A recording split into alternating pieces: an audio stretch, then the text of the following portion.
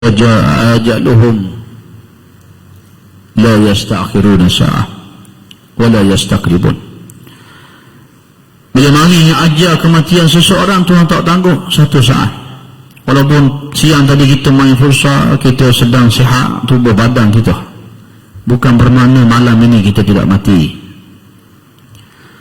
Walaupun orang pergi cek kesihatan tubuhnya tidak ada masalah, bukan bermakna malam ini dia tidak akan mati. Kerana Allah Ta'ala menentukan, wa ma kana li nafsin an tamuta illa bi iznillah kitaban muajjalah. Tidaklah satu nyawa itu Tuhan cabut daripada jasad, melainkan ia adalah satu ketentuan ketetapan Allah yang telah ditentukan oleh Allah Subhanahu wa Ta'ala. Maka alhamdulillah hari ini di 13 Zulkaidah kita dah nak masuk nisfu Zulkaidah. Kalau bulan Syaban biasa orang ingat nisfu Syaban, kerana orang membesarkan kelebihan malam nisfu Syaban. Jadi bulan Zulkaidah kita disuruh ingat. Bulan-bulan Islam ni kita kena tahu berapa bulan. Kerana 13 Zulkaidah ayyamul bid, hari-hari putih yang Rasulullah sallallahu alaihi wasallam berpuasa padanya. 13, 14, 15. Siapa yang nak dapat kelebihan, nak melatih iman dan taqwa yang telah sebulan di bulan Ramadan, ia melatih dirinya, maka ni waktu kita mengasah kembali taqwa kita, iman kita kepada Allah Subhanahu wa Ta'ala. 13, 14, 15, 16 rehat. 17 siapa yang nak jaga lagi kesihatan, berbekan. Hijamah salah satu kaedah Tibun Nabawi, perubatan yang diajar oleh Rasulullah sallallahu alaihi wasallam. Inilah cara kita di kalangan kita umat Islam, supaya dalam kehidupan kita ini yang memimpin kita adalah roh kita. Kerana jasad kita secantik mana pun dia, bila kita dimasukkan ke dalam kubur, hari yang pertama, yang kedua, perut kita sudah mula terburai pecah. Wajah yang kita sangka cantik, tampan dan menawan, akhirnya kulit-kulit itu akan berguguran dimakan ulat di dalam tanah. Tidak ada nilainya jasad ini. Kerana itu kita disuruh menguatkan roh kita, kerana roh itulah yang memimpin kita semua di dalam kehidupan kita hari ini. Tengok yang halal, yang haram, nak pilih yang halal, roh. Begitulah ia memandu dan memimpin. Jago dan tokoh sukan yang paling hebat, boleh tentu dia boleh berada di saf hadapan ketika sembahyang berjamaah. Tetapi inilah realiti. Selama manusia yang berada di taman-taman permainan yang panjang bukit besar, tanpa rasa takut, yang menunggang basikal, tiba-tiba hanya Allah memilih mereka yang tertentu untuk mengimarahkan rumahnya di taman-taman syurga di dunia ini. Maka tuan-tuan dirahmati Allah Subhanahu wa Ta'ala sekalian, moga Allah Ta'ala memilih kita sentiasa dalam kebaikan dunia dan juga di akhirat. Moga-moga Allah menjadikan pertemuan kita pada malam ini, kehadiran kita ini sebagai amal yang soleh, menggugurkan dosa-dosa kita yang banyak, mengangkat darjat kita semua di sisi Allah Subhanahu wa Ta'ala.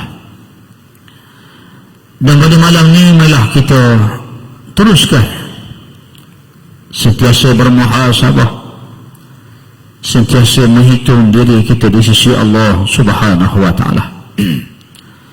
Kalau nak tengok diri kita ni, kedudukan kita di sisi Allah, fanzur fima ashghalah, pandang dan lihatlah dengan apa Allah sibukkan kamu. Sebab tu untung bila kita bayi belajar, duduk di madrasah, pegang Quran, sembahyang berjemaah, nak banding kita duduk di rumah, di luar sana barangkali kita boleh leka dan lalai. Ya, nak tengok kedudukan kita di sisi Allah, fanzur fima ashghalah, lihat dan pandanglah dengan apa Allah sibukkan kamu di saat ini. Bila habis dah PKP ni, ada orang berniaga dah, berniaga barangkali kita lupa ada waktu kita sembahyang, kita bersukan, kadang-kadang kita lupa ada waktu kita dengan Allah Subhanahu wa ta'ala. Yang sebenarnya Allah menjadikan semua untuk ujian di hadapan kita, untuk melihat bagaimanakah kedudukan kita semua di sisi Allah Subhanahu wa ta'ala. Dalam keadaan kita mendengar berita-berita kematian hampir tiap hari. Saya dua ni, ayah Khabib ke apa nama? Ya, Khabib ke apa nama? Khabib ya. Ya. Ayah dia meninggal dunia. Kerana apa? COVID-19 juga, kata dia. Ya. Hari ini yang paling tinggi COVID-19 negara Amerika Syarikat. Satu hari lebih kurang 50,000 kes. Yang paling tinggi di dunia. Pendek kata, tak payah perang dengan mereka ni, tak payah pergi serang dah. Ada orang jenis semangat Islam pelajar, ambil bom pergi bom gereja, ambil bom pergi bom pusat-pusat hiburan, walaupun dia bertentangan dengan ajaran yang dibawa oleh Rasulullah sallallahu alaihi wasallam. Islam ni bukan agama yang memerangi orang, Nabi agama rahmatan lil alamin yang mengajak manusia anibudullah wajtanibut taghut. Apa yang dia kata, kalau kita baca statistik hari ni, ya, walaupun negara kita ni antara yang terbaik, kita rasa dah suka dah. Ya, walaupun kita baca berita hari ni, kerajaan Sabah kata mungkin 1 September ni nak membenarkan pelancong asing untuk masuk melancong. Ya. Yang kita semua bakal tak setuju. Kerana di luar negara kita ini, isu COVID-19 ini sedang memuncak. Bayangkan di Amerika hampir 50,000 sehari kes. Kematian dah mencecah terlalu nilai yang berjuta. Ya. Ini kita kata, tak payah perang dah. Ini kebesaran Allah Ta'ala. Ya. Kalau lawan dengan teknologi, barangkali kita kalah. Dia ada satelit, dia ada persenjataan yang canggih, armada-armada kapal perang, dia ada drone yang hebat. Tapi sekali Allah tunjuk kebesaran dia, tentera. Wa ayyadahu bijunudin lam tarawha wa ja'ala kalimatal ladzina kafaru sufla wa kalimatullahi hiyal ulya wallahu azizun hakim. Allah boleh tolong kita semua dengan bala tentera yang tidak boleh dapat dilihat oleh mata. Ya, itu kebesaran Allah Ta'ala. Allah jadikan kalimah orang-orang kafir itu rendah dan hina. Wa kalimatullahi hiyal ulya, dan Allah menjadikan kalimah Allah itu kalimah yang tinggi, mulia. Di sini kita orang Islam rasa izzah, rasa mulia dengan agama kita, dan kita ada Allah yang boleh mengalahkan musuh kita bila-bila masa saja. Yang telah kita sebut watarjuna minallah ma la yarjun, yang membezakan kamu dengan musuh kamu orang Islam mengharapkan redha Allah, musuh-musuh kamu dia tidak mengharapkan redha Allah. Yang kita baca dalam Quran, iyansurukumullah fala ghaliba lakum, ketika mana Allah menolong kamu, siapa boleh mengalahkan kamu? Masya Allah tuan-tuan. Saat 3-4 bulan yang lalu kita mendengar kuasa-kuasa besar dunia yang bercakap dengan begitu angkuh. Saat kita melihat orang Islam diuji di China, dizalimi, Saat kita melihat umat-umat Islam di seluruh dunia disembelih, tiba-tiba datang nusrah pertolongan Allah Subhanahu wa ta'ala. Kerana itu musibah bagi orang beriman, pahala dia, Allah nak angkat darjah. Tapi musibah bagi orang kafir, azab bagi dia dunia dan akhirat. Ini beza dia. Kita sakit kita ni boleh pahala, ya. Maka orang yang sakit setiap saat dia itu adalah pahala bagi dia. Beza orang sakit di saat ini, tengok sakit ni, dia sedang beradu sakit, dia sedang ingat pada Allah, ya. Dia sedang nilai sesaat itu nilai ibadah. Lamanya rasa tahan sakit ni, bilakah lagi sedang mengharapkan Allah Subhanahu wa ta'ala. Sama juga manusia yang sedang diuji oleh Allah, ya. Ada orang telefon, masalah gini, masalah gitu, kehidupan dia. Orang yang sedang masalah, sedang asyik bermohon kepada Allah Subhanahu wa ta'ala. Orang yang tidak ada masalah, dirinya leka dan lalai. Ketika Allah uji dia dengan kematian, dengan ketakutan, dengan kurangnya rezeki, baru dia ingat kepada Allah Subhanahu wa ta'ala. Jadi kan itu kita sebut, ya, yansurukumullah fala ghaliba lakum. Ketika Allah Ta'ala menolong kamu, tidak ada sesiapa yang boleh mengalahkan kamu. Ini tuan-tuan, di sebalik musibah yang tertinggi di dunia hari ini, nombor 1 Amerika Syarikat, ya. Sehari-hari kes positif COVID-19 mencecah 50,000. Nombor 2 Brazil. Yang ketiga ini India. Kalau kita baca sejarah, India juga buat zalim kepada sebahagian penduduk Islam di India. Mereka zalim dan kita buat bantahan. Bukan hanya kepada umat Islam di bumi Palestin, termasuk di India yang dizalimi oleh rejim India. Tiba-tiba kita lihat Allah Ta'ala mari. Di sini menunjukkan bahawa kadang-kadang kita tak perlu fikir macam mana kita nak hadapi kuasa-kuasa besar dunia. Senjata dia, teknologi dia, kelengkapan dia, Allah tak suruh fikir benda seumpama itu. Yang kita suruh muhasabah dan berfikir bagaimana hubungan kamu dengan Allah Subhanahu wa ta'ala. Kerana itu di zaman Nabi SAW, di zaman para sahabat yang agung dan terbilang, yang duduk di hadapan pasukan medan tempur dan perang, dipilih mereka yang bangun tahajud di waktu malam. Orang yang tahajud inilah orang yang roh dia memimpin jasad dia. Tubuh kita sadar, kita johan dalam orang harga apa sekalipun, belum tentu kita boleh bangun di tengah malam bertahajud menangis di hadapan Allah Subhanahu wa ta'ala.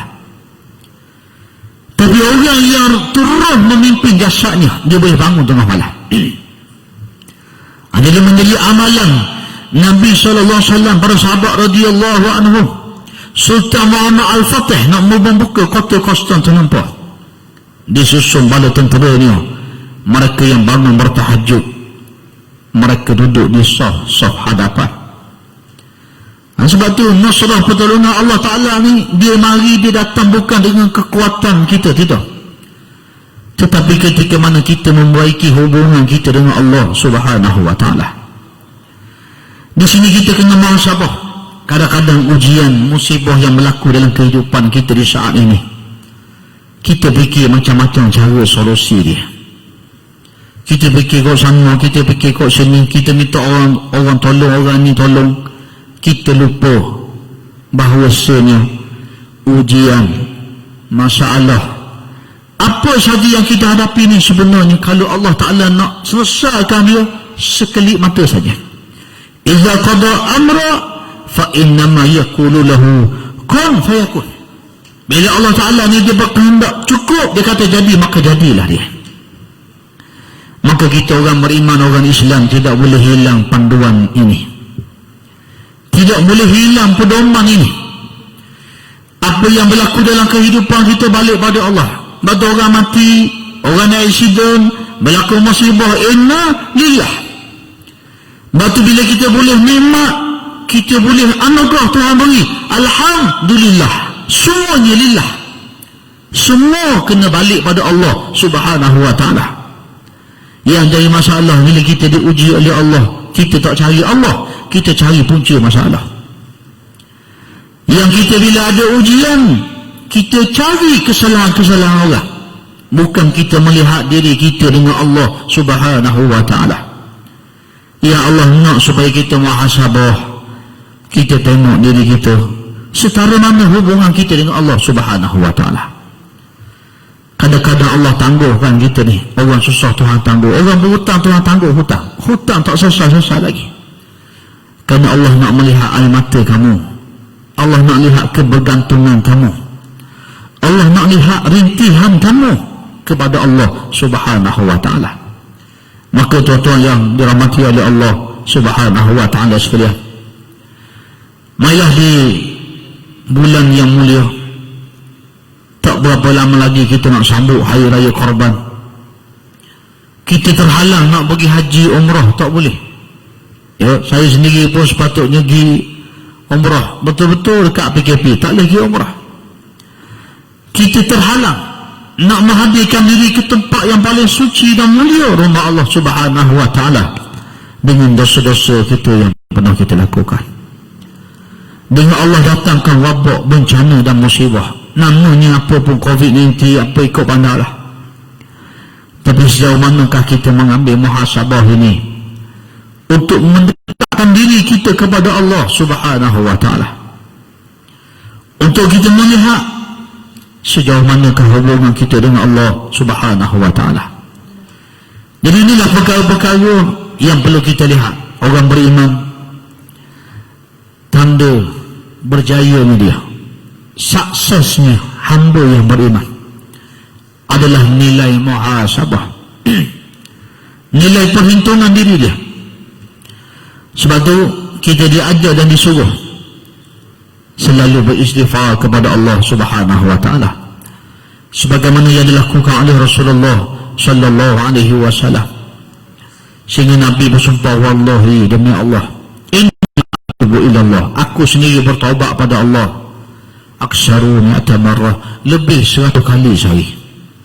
Itu setara Nabi sallallahu alaihi wasallam.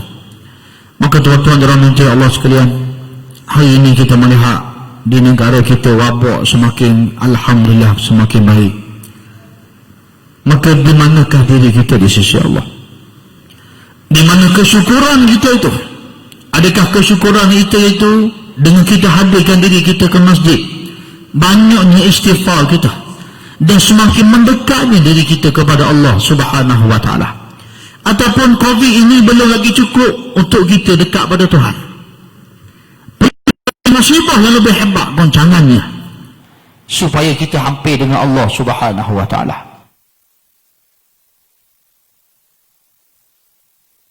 Hamba yang beriman. Sebab tu kita ni, kalau kita lihat, kita disuruh bersabar ni sekejap saja. Kalau berpuasa jak pada subuh nak pergi, sekejap je, tahan makan dan minum, lepas tu buka dan makanlah kamu nak makan. Masa kita hidup di dunia ni, Allah Ta'ala suruh kita taat perintah ketika sahaja. Allah Ta'ala ketika di dunia, Allah Ta'ala suruh tinggal larangannya seketika sahaja. Bila kita mati esok, kita mati malam ni, bukan kita hidup setahun, bukan kita akan hidup 10 tahun, 1 abad, 10 abad, 10,000 tahun, bukan. Tapi kalau kita mati malam ni, kita akan hidup abadan abidin, selama-lamanya, tidak ada lagi kematian. Itu kehidupan yang kekal abadi. Maka apalah maknanya, apalah kiranya kita bersabar seketika, kita tahan diri kita daripada dosa dan maksiat, kita latih diri kita jadi hamba yang taat kepada Allah Subhanahu wa ta'ala. Kita uruskan diri kita supaya kita boleh mengimarahkan rumah-rumah Allah Subhanahu wa ta'ala. Kerana kehidupan dunia inilah kehidupan yang sangat-sangat sementara, dan jangan kita ditipu dengan kehidupan yang sementara ini. Rasulullah sallallahu alaihi wasallam istighfarnya lebih 100 kali sehari. Inilah yang menjadikan Rasul sallallahu alaihi wasallam yang melihat syurga dan neraka, dialah yang akan membuka pintu syurga yang pertama. Tapi bangun malamnya sampai bengkok kaki menangis di hadapan Allah Subhanahu wa taala. Kerana mereka orientasinya yakin, orientasinya akhirat. Bila kita semayang, kita baca suratul Fatihah, Alhamdulillahi Rabbil Alamin, segala puji bagi Allah Rabb yang mentadbir dan mencipta alam ini. Tengok kita naik, kita tengok lenggok mata kita ke atas. Ni 13. Goleknya ayamul bid ni 13, 14, 15 bulan penuh. Ya. Orang tak turun ke laut tak, ya tengok. Ya. Gigi boleh, ikat gigi ada. Ya. Ya. Alhamdulillah alamin. Segala puji bagi Allah Rabb yang mencipta dan mentadbir alam ini. Tengok ke langit, subhanallah, ada bulan, ada bintang, lebih lagi di atas. Bukan satu, bukan dua, bukan ribu, bilion galaksi-galaksi dan planet-planet sedang bergerak tanpa bersentuh di antara satu sama lain. Yang mengatur adalah Maha Pengatur Allah Subhanahu wa taala. Maka hamba yang beriman, dia hidup, berlaku musibah di depan dia, dia akan berkata, inilah Allah yang Maha Mengatur, yang telah mengatur musibah ini berlaku kepada diri aku. Dia balik kepada Allah Subhanahu wa taala. Apa jua yang berlaku dalam kehidupan dia, dia yakin kesilapan yang dia buat, musibah yang datang, masalah yang berlaku, inilah aturan yang Maha Mengatur, sedang mengatur kehidupan kita. Ya, maka orang beriman itu orientasi dia Ar-Rahman Ar-Rahim. Dia yakin. Hamba yang beriman jiwanya penuh dengan kasih sayang dan rahmat. Hatinya qalbun salim. Dia maafkan orang, dia tidak berdendam. Tidak ada manusia di dunia ini yang berdendam, yang marah. Dia akan mengacapi kebahagiaan dalam hidup dia. Yo, saya tadi tengah hari tadi polih hok paling beken ni, polih hok beken. Bila dia ni ada masalah, dia marah pada seseorang, dia pun tak tenang. Nak tunjukkan siapa pun kita ni, bila kita ni qalbun marid, hati kita sakit. Yang dahsyat lagi qalbun maid, orang yang hatinya mati. Dengar peringatan, dengar azan, dengar tazkirah, dengar kebaikan, sedikit pun tidak menggerakkan dirinya untuk menjadi hamba yang beriman bertakwa kepada Allah Ta'ala. Ini paling kita takut. Qalbun mayyit, orang yang hatinya mati. Tuan-tuan, bila kita baca surah Al-Fatihah ni besar waktu, surah Al-Fatihah ni menjadi rukun dalam sembahyang. Dan bila Nabi naik malam Isra wa Mi'raj, Allah Ta'ala anugerah pada Nabi ni sab'u masani surah Al-Fatihah. Bila kita baca dengan penuh penghayatan, kita faham makna Ar-Rahman Ar-Rahim, Allah itu dengan rahmat, dengan rahimnya. Maka orang yang sembahyang, orang yang mari masjid, orang yang beriman, jiwa dia penuh dengan rahman dan rahim. Allah Ta'ala tengok hari ni manusia yang kufur pada dia, setara manusia yang tak sembahyang, sembah tokong, sembah berhala, Allah beri rezeki melimpah ruah. Setara Firaun, ana rabbukumul a'la, yang mengaku aku Tuhan yang maha tinggi. Wa hazihil anharu tajri min tahti afala tubsirun, sungai-sungai hak mengalir ni aku yang alirkan, tidak kamu melihat. Setara makhluk yang mengaku Allah beri dia rezeki. Kalau siapa nak kaya, tengok Firaun. Selipar jepung Firaun daripada emas ditakhtakan dengan permata. Katil yang Firaun tidur, tilam, cawan, pinggang mangkuk dia, semua daripada emas. Kalau kita bercakap soal kekayaan, Qarun, Haman, menteri kewangan, ahli politik Firaun, semua Allah Ta'ala beri kekayaan yang melimpah ruah. Sehingga Nabi Musa mengangkat tangan berdoa pada Allah, Rabbana innaka ataita Fir'aun zinata wa amwalan fil hayatid dunya wal akhirah. Ya Allah, Engkau beri pada Fir'aun ni dan pembesar-pembesar dia, Qarun, Haman ini, kemewahan harta benda dunia yang terlalu banyak. Rabbana liyudillu an sabilik. Ya Allah, sesungguhnya Fir'aun guna harta ni bukan untuk jinakkan orang pada agama kamu, tapi dia guna harta ini supaya orang sesat daripada agama kamu. Musa, Nabi Harun, dua orang Nabi mengangkat tangan berdoa pada Allah, tapi Allah duduk nilai sebelah sayap nyamuk. Allah tak bagi makan dan minum pada orang kafir hari ni. Subhanallah. Ya, saya baru pagi tadi balik daripada Kuala Lumpur, naik kapal terbang. Bila kita naik kapal terbang ni, subhanallah.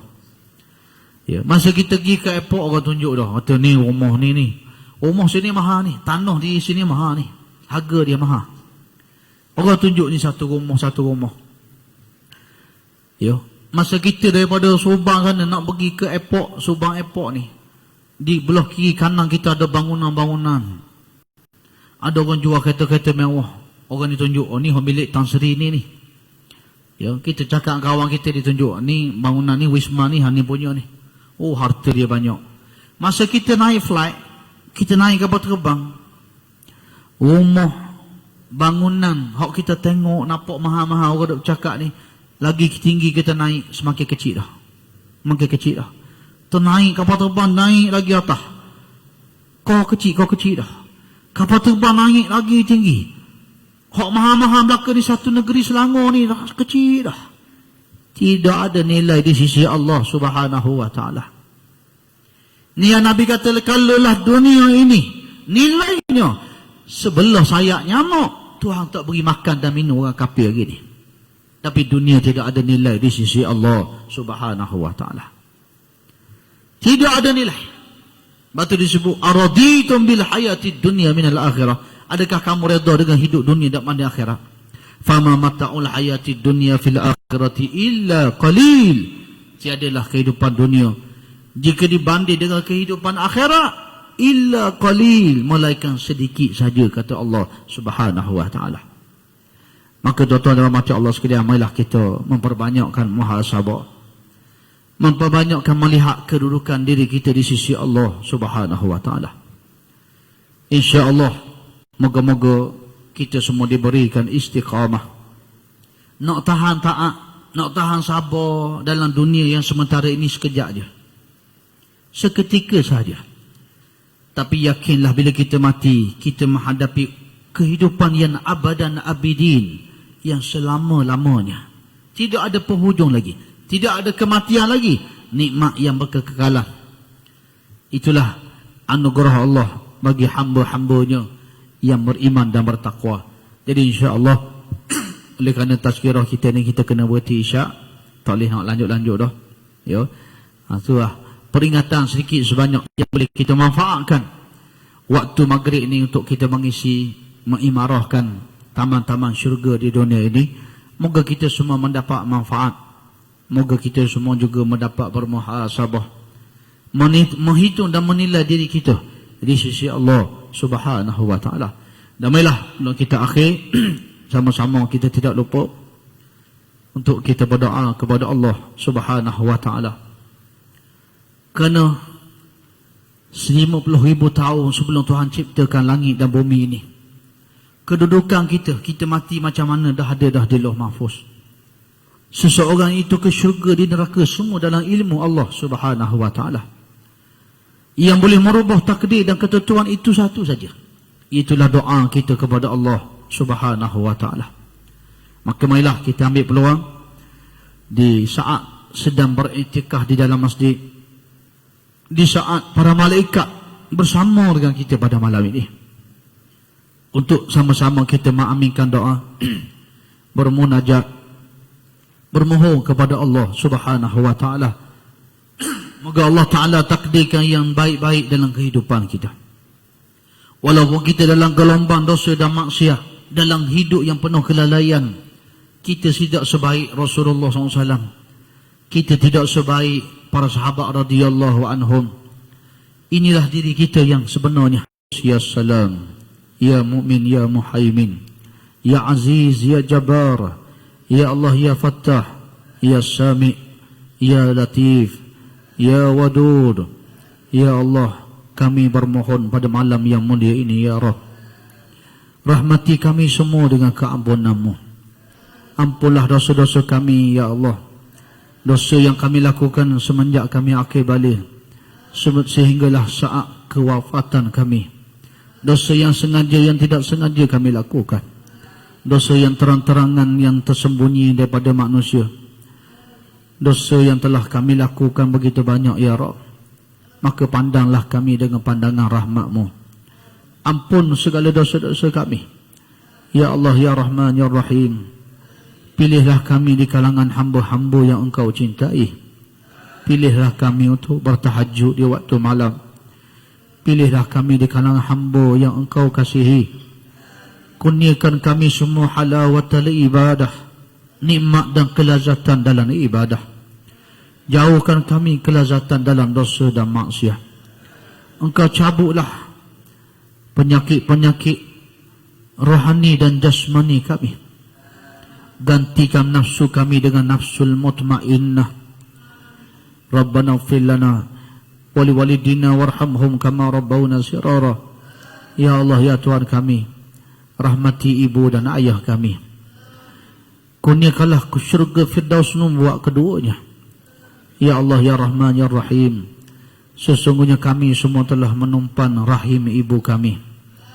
Rahim itu dengan asma-Mu, dengan nama-Mu, 9 bulan 10 hari. Ya Allah, kami bermohon, gantikanlah tempat yang kami tumpangi itu syurga Firdaus buat ibu kami. Ya Allah, Ya Rahman, Ya Rahim.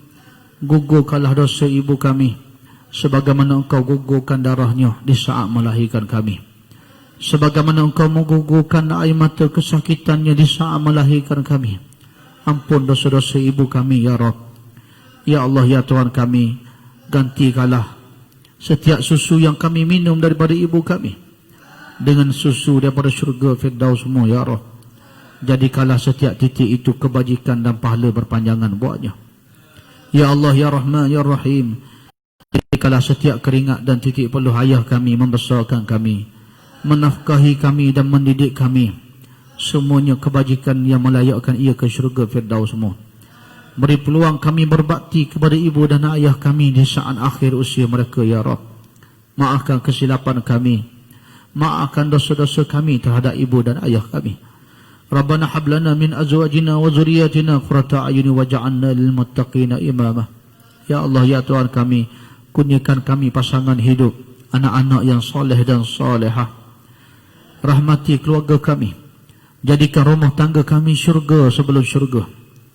Ya Allah, Ya Tuhan kami, himpunkan kami, zuriat keturunan kami, anak-anak kami, keluarga isteri kami, seluruhnya dalam syurga Firdaus-Mu. Buka pintu anak kami, buka pintu adik-beradik kami, buka pintu zuriat keturunan kami, bukalah pintu kaum kami, seluruhnya umat Nabi SAW. Akhirkan kehidupan kami dengan husnul khatimah. Rabbana atina min ladunka rahmah wa hayyi' lana min amrina rasyada. Rabbana zalamna anfusana wa illam taghfir lana wa tarhamna lanakunanna minal khasirin. La ilaha illa anta subhanaka inna kunna minadh dhalimin. Allahumma inna nas'aluka ridhaka wal jannah wa na'udzubika min sakhatika wan nar. Rabbana zalamna anfusana wa illam taghfir lana wa tarhamna lanakunanna minal khasirin. Rabbana atina fid dunya hasanah wa fil akhirati hasanah wa qina adzaban nar. Wa sallallahu ala Muhammad wa ala alihi wa sahbihi wa baraka wa sallam. Wa akhiru da'wana alhamdulillahi rabbil alamin.